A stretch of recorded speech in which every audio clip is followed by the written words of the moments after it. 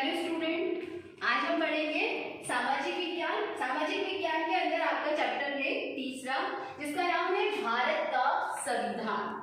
आप लोगों ने संविधान के बारे में पहली क्लास में पढ़ रखा है कि संविधान होता क्या है। तो संविधान क्या है? एक मूलभूत दस्तावेज है जिसके अंदर सारे क्या लिखे हुए हैं? नियम, ठीक है, कानून। अगर ये कानून नहीं बने होते तो हमारी क्या होती, व्यवस्था बिगड़ सकती थी, राइट। तो संविधान होता क्या है? प्रश्न हमारा ये है कि संविधान होता क्या है। तो किसी भी देश को चलाने के लिए, हमारा ये पूरा जो देश है, इस देश को चलाने के लिए, शासन को चलाने के लिए बनाए गए नियमों को, वेरी इंपॉर्टेंट, इसको नियमों को, एक रूल्स को व्यवस्थित संग्रह करने को ही हम क्या कहते हैं? संविधान कहते हैं।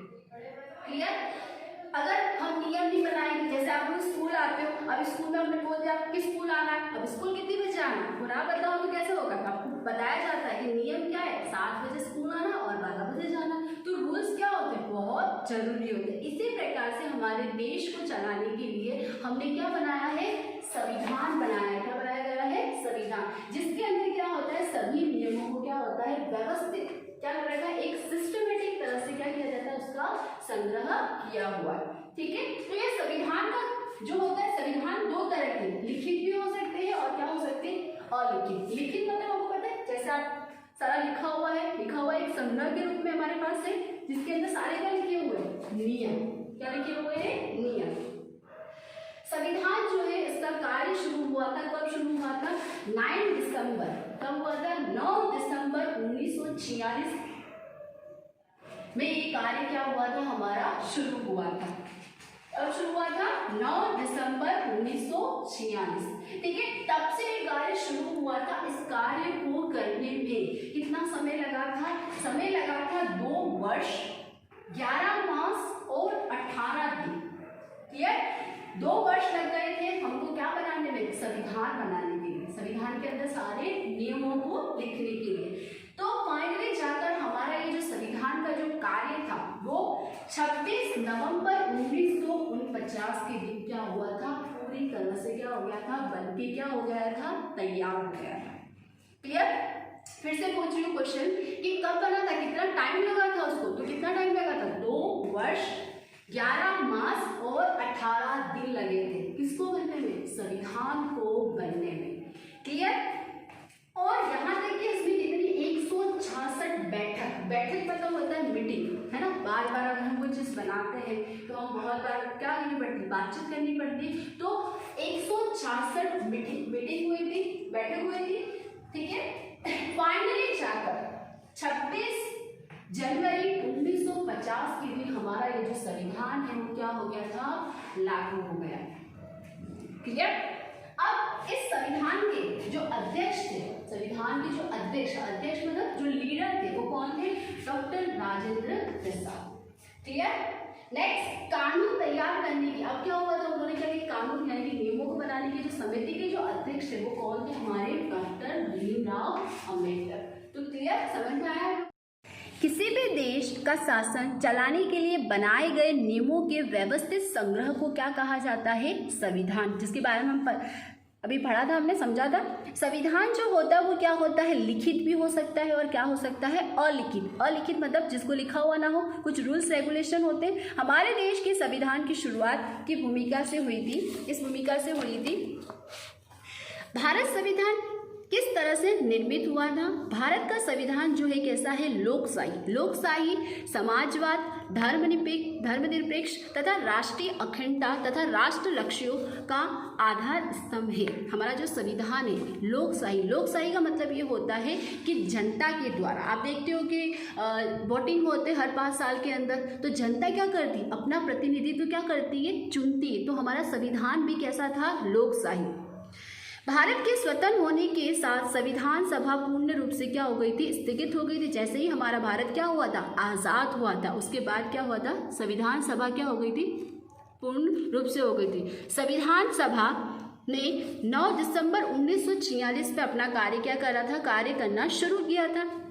संविधान सभा के विद्वान नेताओं का एक विशिष्ट समूह था। इन नेताओं को दीर्घदृष्टि या राजनीतिक दृष्टि या संविधान की समाविष्टि होती है। यानी कि ये जो हमने संविधान था, इस संविधान को बनाने के लिए जो क्या थे विद्वान यानी कि जो नेता थे वो कौन कौन से थे। तो फर्स्ट हमारे कौन थे, जवाहरलाल नेहरू, डॉक्टर राजेंद्र प्रसाद, सरदार पटेल, मौलाना अब्दुल कलाम आज़ाद, श्याम प्रसाद मुखर्जी, सरदार बलदेव सिंह जैसे नेताओं ने मार्गदर्शन किया था। ये वो नेता थे जिन्होंने क्या किया था, हमारे संविधान बनाने में क्या किया था, अपना अमूल्य योगदान दिया था। साथ ही कौन थे, फ्रैंक एंथोनी, एल्बर्टिन तथा एच पी मोदी भी इस प्रतिनिधित्व किया था। Alladi Krishnaswami Ayyar, doctor B.R. Ambedkar, K.M. Munshi जैसे विषय के इस संविधान सभा के क्या थे, सदस्य थे।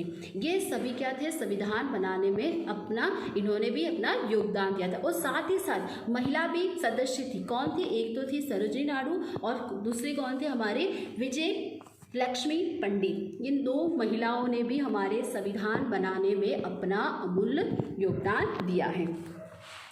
डॉक्टर राजेंद्र प्रसाद को संविधान सभा के अध्यक्ष माना गया है। संविधान का कानून तैयार करने के लिए कानून समिति बनाई गई, जिसके अध्यक्ष कौन थे, हमारे डॉक्टर B.R. अम्बेडकर। संविधान सभा की 2 वर्ष 11 मास 18 दिन 166 बैठक हुई थी, जिसमें 26 नवंबर 1949 के दिन संविधान सभा ने समिति प्रदान की और 26 जनवरी 1950 से लागू हुआ। तो क्लियर, जो मैंने आपको पहले ही बता दिया था कि कितना टाइम लगा था। क्लियर, देखिए यहाँ पर कुछ नेताओं के ये जो है जिन्होंने संविधान का निर्माण करने में अपना अमूल्य योगदान दिया, जैसे मौलाना आज़ाद, doctor Bhimrao Ambedkar, doctor Rajendra Prasad, Sarojini Naidu, Kanhaiyalal Munshi, Jawaharlal Nehru, Sardar Patel, Alladi Krishnaswami Iyer. ये वो नेता है जिन्होंने क्या किया था, संविधान के निर्माण में अपना अमूल्य योगदान दिया था। अब प्रश्न ये है कि संविधान बनना क्यों जरूरी है, क्या आवश्यकता थी, क्यों जरूरी था, अब आपको समझ में आ गया। अगर ऐसा नहीं होता तो क्या होता है, हम हमारे देश की शासन प्रणाली को क्या कर सकते थे, अच्छे से चला नहीं सकते थे। क्लियर, तो देखिए संविधान की क्या आवश्यकता थी। संविधान न होता, संविधान के बिना किसी देश के शासन की कल्पना की जा सकती है, नहीं कर सकते ना, क्योंकि अगर ऐसा नहीं होता तो शायद सारे कार्य अच्छे से नहीं होते, एक व्यवस्थित ढंग से कार्य संपन्न नहीं होते। संविधान से बहुत से उद्देश्य सिद्ध होते हैं। यह एक ऐसा दस्तावेज है जो आदर्शों को सूत्रबद्ध करता है। संविधान ये बताता है कि हमारे देश की सरकार किस तरह की होगी। संविधान के द्वारा ही हमें पता चलता है कि हमारे देश की सरकार कैसी है, हमारे देश की व्यवस्था किस तरह चलेगी। संविधान से हमें पता चलता है कि हमारे देश की व्यवस्था कैसी। आपको पता है हमारे देश की व्यवस्था कैसी, लोकशाही यानी कि जनता के द्वारा क्या करता है, जनता स्वयं अपना प्रतिनिधित्व क्या करता है, चुनता है। आप देखते हो हर साल मतलब 5 साल के अंदर आपके पापा आपकी मम्मी वोट देने जाते हैं। लोकशाही शासन व्यवस्था में हम अपने नेताओं का क्या करते हैं, चयन करते हैं। व्यक्ति स्वयं अपने नेता का क्या करता है, चयन करता है। किसके माध्यम से, वोट के माध्यम से, जिससे हमारे द्वारा वह सत्ता संभाल सकता है। हम उस व्यक्ति को चुनते हैं जो हमारे देश की व्यवस्था को क्या कर सकता है, अच्छे से क्या कर सकता है, चला सकता है। फिर भी ये नेता अपने अधिकारों का दुरुपयोग भी न करे और उसके लिए संविधान में उपाय बताए गए। बहुत बार आप देखते हैं कि हम कभी कभी क्या होता है, गलत नेताओं को चुन लेते हैं, ठीक है, और वो क्या करते हैं, अपने अधिकारों का क्या करते हैं, दुरुपयोग करते हैं। उसके लिए भी संविधान ने अपना एक उपाय बता रखा है कि किस तरह के अगर ऐसा कोई नेता है जो अपने अधिकारों का क्या कर रहा है, दुरुपयोग कर रहा है, तो उसे किस तरह से दंड मिले। हमारे संविधान में ऐसे नियम व्यवस्था है जिसके शासक अपने अधिकारों को दुरुपयोग न कर सके और भारतीय संविधान में ऐसे बहुत से क्या है, प्रावधान है। जैसे आप लोग देखते हो चोरी करते हैं तो हमें क्या मिलती है, पुलिस लेके जाती है ना। नेक्स्ट है भारत के संविधान की मुख्य विशेषता। हमारे संविधान की क्या क्या मुख्य विशेषता है, तो हमारे संविधान की सबसे पहली विशेषता भारत की ही एक विशेषता है, लोकशाही शासन पद्धति है। लोकशाही का मतलब मैंने अभी बताया था आपको कि जनता स्वयं अपना प्रतिनिधित्व क्या करती है, चुनती है। व्यक्ति स्वयं अपना क्या करेगा, नेता को चुनेगा। भारत में लोकशाही शासन पद्धति को स्वीकार किया गया है। हमारे देश में प्रति 5 वर्ष में सामान्य चुनाव होते हैं, जिसमें 18 वर्ष या उससे अधिक उम्र वाले व्यक्ति क्या करते हैं, मतदान देते हैं। मतदान का मतलब ये होता है वोट करते हैं। आप लोग देखते हो ना कि हर 5 साल में क्या होता है कि वोट दिया जाता है। और कौन व्यक्ति दे सकता है, 18 वर्ष। किस उम्र का व्यक्ति दे सकता है, 18 वर्ष। 18 वर्ष या उससे अधिक उम्र के व्यक्ति क्या कर सकते हैं, मतदान दे सकते हैं। मतदान देके क्या करता है, अपना लीडर यानी कि अपना नेता को क्या कर सकते हैं, हम चुन सकते हैं। चुनाव के बिना लोकशाही की कल्पना नहीं की जा सकती। अगर ये चुनाव नहीं होते तो क्या हम अपनी मर्जी से अपने प्रतिनिधित्व को चुन सकते, नहीं चुन सकते थे ना। अपने प्रतिनिधियों के चुनाव में देश के सभी लोगों की क्या होती है, अहम भूमिका होती है। ठीक है, सभी लोग अपने स्वेच्छा से क्या करते हैं, अपने प्रतिनिधित्व को क्या करते हैं, चुनते हैं। देश का कोई भी नागरिक चुनाव लड़ सकता है। हाँ, वेरी इंपॉर्टेंट कि हम भारत के नागरिक हैं और हम भारत के नागरिक कोई भी व्यक्ति, ना कोई जाति, ना कोई पाति, ना कोई ऊंच नीच, किसी भी कोई इससे कोई इम्पोर्टेंट नहीं है कौन सी जाति का है, वो कौन से धर्म का है, वो कौन से वर्ग का है, ये कोई आवश्यक नहीं है। संविधान इस चीज़ को अनुमति देता है कि भारत का नागरिक क्या कर सकता है, चुनाव लड़ सकता है। भले ही वह किसी भी धर्म, जाति, वर्ग, स्त्री या पुरुष क्यों ना हो, उसे चुनाव हुए सदस्य प्रतिनिधि 5 वर्ष तक जनप्रतिनिधित्व करते हैं।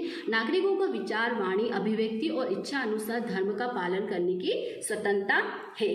क्लियर। नेक्स्ट ये देखिए मतदान केंद्र। आप देख सकते हैं, आप लोगों ने नहीं देखा होगा अभी, लेकिन अपने पेरेंट्स से कब पूछेगा कि मतदान केंद्र क्या होता है। यहाँ पर क्या, देखो आप देखिए, ये एक अंकल है, एक आंटी है, ये क्या हो रहे हैं, यहाँ पर जा रहे हैं और यहाँ पर क्या करते हैं ये लोग, अपना रजिस्ट्रेशन करवाते हैं, अपना नाम वाम लिखवाते हैं और फिर यहाँ पर एक इस तरह से पड़ा होता है, वहाँ जाके क्या करते हैं, अपना वोट डालते हैं। ठीक है, तो देख लीजिए मतदान केंद्र किस तरह का होता है। नेक्स्ट, धर्मनिरपेक्षता। धर्मनिरपेक्षता का मतलब ये होता है बच्चों कि हमने अभी देखा था कि हम भारत के जो व्यक्ति है, धर्म, जाति, रंग, रूप, वर्ग के आधार पर हम क्या कर सकते, वर्ग के आधार पर हम किसी भी इस तरह से नहीं कह सकते कि इसी को ही हमको क्या करना चाहिए, वोट देना चाहिए। भारत एक गैर सांप्रदायिक यानी कि धर्मनिरपेक्ष और गणतंत्र देश है। हमारा देश कैसा है, धर्मनिरपेक्ष। ऐसा नहीं कि हम भेदभाव कर दें, ये इस जाति का, ये इस धर्म का है, इसे वोट ना दिया जाए या इसे ही चुनाव में लड़ना चाहिए, ये सब चीज़ें हमारे यहाँ नहीं होती है। गैर सांप्रदायिक अर्थात देश का शासन किसी भी संप्रदाय या धर्म की मान्यता के आधार पर नहीं चलता है। वेरी इंपॉर्टेंट, ऐसा नहीं है कि ये इस धर्म का है वही हमारे देश की शासन प्रणाली को चला सकता है, ऐसा नहीं है। संविधान क्या कहता है कि देश का शासन किसी भी संप्रदाय या धर्म की मान्यता के आधार पर नहीं चलेगा। कोई भी व्यक्ति किसी भी धर्म का वो क्या कर सकता है, संप्रदाय के आधार पर एक या दूसरे नागरिक के बीच भेदभाव या पक्षपात न किया जाए। समझ में आया। संप्रदाय जैसे अपन कहते हैं ना, हिंदू मुसलमान अलग अलग धर्म के, उनके साथ हम क्या नहीं कर सकते, पक्षपात या भेदभाव नहीं करता है। कौन नहीं करता है, संविधान। हमारा संविधान ये नहीं कहता है कि उस धर्म का व्यक्ति या उस धर्म के तो उसके साथ क्या करें, हम पक्षपात करें। प्रत्येक नागरिक को अपने धर्म का पालन करना चाहिए और मान्यता रखना और उसके प्रचार करने की स्वतंत्रता है। तो ठीक है, आपको समझ में आया। धर्मनिरपेक्ष का मतलब क्या होता है कि संविधान ये कहता है कि किसी के साथ क्या ना होना चाहिए, भेदभाव। भेदभाव मतलब समझते हो ना आप लोग, अंतर नहीं करना है, किसी के साथ पक्षपात नहीं करता है। कौन नहीं करता है, हमारा संविधान। गणतंत्र। गणतंत्र हम लोग मनाते हैं गणतंत्र दिवस। गणतंत्र अर्थात लोगों के पास से प्रत्यक्ष या परोक्ष रूप से सत्ता प्राप्त करने वाली सरकार। अपनी राज्य व्यवस्था एवं गणतंत्र लोकशाही को स्वीकार किया है, अर्थात हमारे यहाँ राज्य व्यवस्था विशिष्ट अधिकार रखने वाले किसी वर्ग के हाथ में नहीं है, परंतु राजतंत्र के सभी पद धर्म, जाति, स्त्री, पुरुष की किसी भी भेदभाव के बिना ही नागरिक के लिए है। गणतंत्र आपको पता है, हम लोगों को मैंने पहले ही बताया था कि हमारा संविधान धर्म, जाति, स्त्री, पुरुष किसी भी प्रकार का कोई भेदभाव नहीं करता है। तो ठीक है, तो आप लोगों ने देखा अभी कि संविधान की क्या विशेषता है। पहली विशेषता हमने क्या पढ़ी कि हमारा जो संविधान की फर्स्ट विशेषता क्या है, हमारी व्यवस्था कैसी, लोकशाही। लोकशाही का मतलब क्या होता है कि जनता स्वयं अपना प्रतिनिधित्व क्या करती है, चुनती है। दूसरा हमने क्या देखा था धर्मनिरपेक्ष। धर्मनिरपेक्ष मैंने आपको बताया था कि संविधान के अंदर कहीं ये उल्लंघन नहीं कर रखा है, ये नहीं लिखा हुआ है कि इसी जाति का या इसी धर्म का या स्त्री या पुरुष क्या कर सकता है, चुनाव में लड़ सकता है। गणतंत्र, ये तीनों ही क्या है हमारे संविधान की क्या है, मूलभूत विशेषता। ठीक है, थैंक यू। आज का आपका ये होमवर्क है कि जो मैंने संविधान के बारे में आपको बताया है उसको अपने नोटबुक में लिखना है। Okay, thank you.